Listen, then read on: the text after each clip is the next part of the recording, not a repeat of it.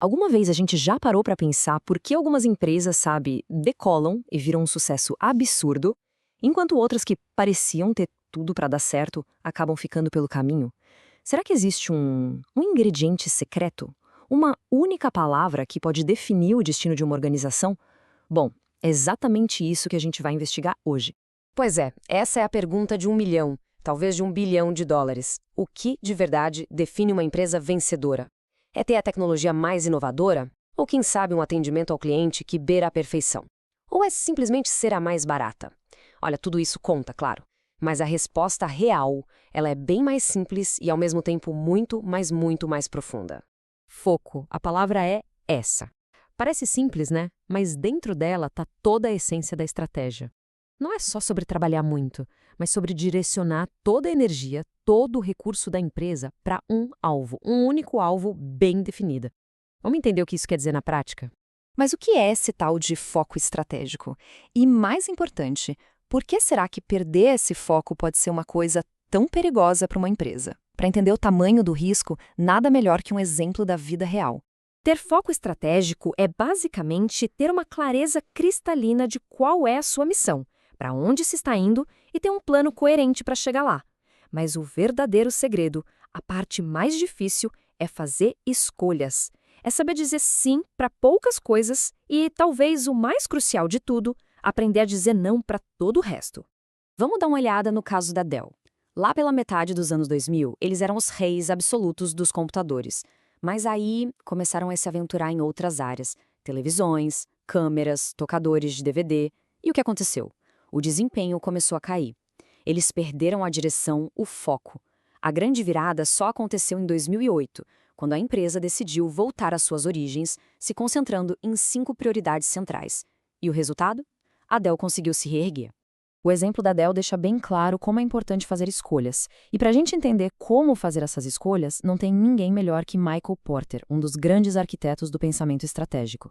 Para ele, estratégia é exatamente isso: um jogo de escolhas e, consequentemente, de renúncias, os famosos trade-offs. E o Porter criou esta matriz, que é uma ferramenta simplesmente genial. Ela nos ajuda a pensar em estratégia a partir de 2 perguntas bem diretas. A primeira na vertical: qual o tamanho do nosso campo de jogo? A gente atende ao mercado gigante ou a um nicho bem específico? E a segunda, na horizontal: qual a nossa vantagem? A gente ganha no preço baixo ou por ser diferente, único? A combinação dessas 2 respostas define qual das 4 estratégias genéricas uma empresa deve seguir. Se o mercado é amplo, uma empresa pode ser líder em custo, tipo o Walmart, que é obcecado por cortar cada centavo para ter o menor preço, ou, no outro extremo, pode buscar diferenciação, como a Harley-Davidson, que cria um produto com uma identidade tão forte que o preço vira um detalhe. São caminhos totalmente opostos, mas ambos com foco em conquistar o grande público. Agora, quando a gente fecha o campo de jogo para um nicho, a lógica é a mesma. No foco em custo, a ideia é servir um grupo específico da forma mais barata possível, como a Martin Brauer, que só distribui alimentos para as maiores redes de fast food do mundo. Já no foco em diferenciação, a gente atende um nicho com algo exclusivo, tipo um arquiteto que constrói casas super personalizadas. O segredo aqui é ser o dono do seu pequeno pedaço de mercado. Certo. Então, se Porter nos deu o mapa de onde focar, outros 2 pensadores, Tracy e Wirsema, vêm com uma perspectiva sobre como focar. Para eles, estratégia não é só uma escolha pontual, é uma disciplina, um compromisso profundo, quase uma obsessão, com uma única área de excelência. E eles dizem que as empresas líderes de mercado são mestres em uma e apenas uma destas 3 disciplinas de valor: excelência operacional, liderança de produto ou intimidade com o cliente. A chave é escolher uma e ser o melhor do mundo naquilo. A excelência operacional é sobre ser o melhor em preço e conveniência. O foco é total em ser eficiente, ter operações que rodam como um relógio e uma logística impecável. São aquelas empresas que entregam um produto confiável, pelo menor custo possível e sem dor de cabeça. A liderança de produto, por outro lado, é o campo dos inovadores, dos que criam o futuro. O objetivo aqui é estar sempre à frente, lançando os produtos e serviços mais avançados. O foco é em design, em pesquisa, em ser o primeiro e o melhor no que faz. E, por último, a intimidade com o cliente. Aqui, as empresas são especialistas em conhecer seu público melhor do que ninguém. Elas segmentam o mercado de forma muito precisa e moldam seus produtos e serviços para atender exatamente aquelas necessidades. O foco é total no relacionamento e em criar valor a longo prazo. Agora, olha que interessante. Aqui vem o pulo do gato e a grande diferença para o Porter.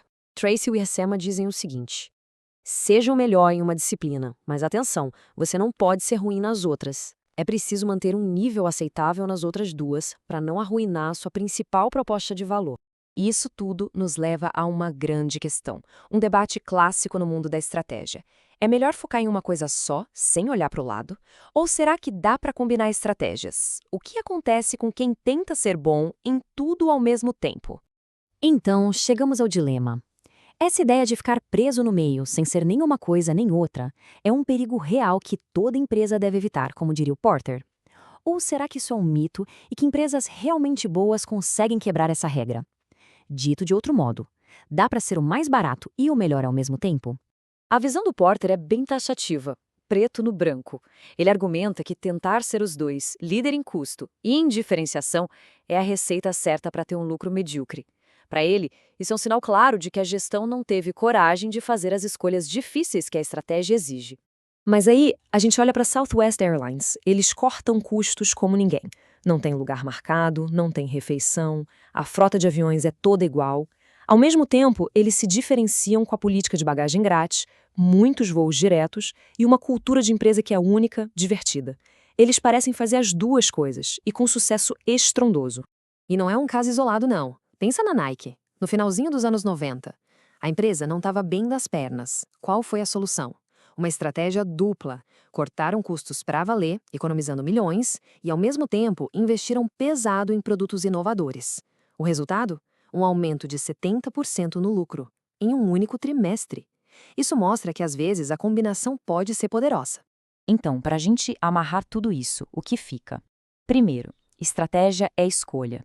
É sobre o que uma organização decide fazer e, principalmente, sobre o que ela decide não fazer. Segundo, empresas vencedoras são excelentes em uma dimensão específica de valor.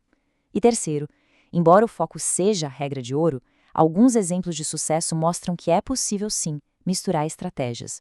O objetivo final nunca é ser tudo para todos, mas criar uma vantagem clara que seja difícil de copiar. E, para a gente fechar, fica aqui uma reflexão. O foco estratégico está claro nas organizações em que a gente trabalha ou convive? E, trazendo para um nível mais pessoal, qual é o foco que tem guiado as nossas próprias decisões, na nossa carreira? São perguntas importantes que talvez ajudem a guiar os próximos passos.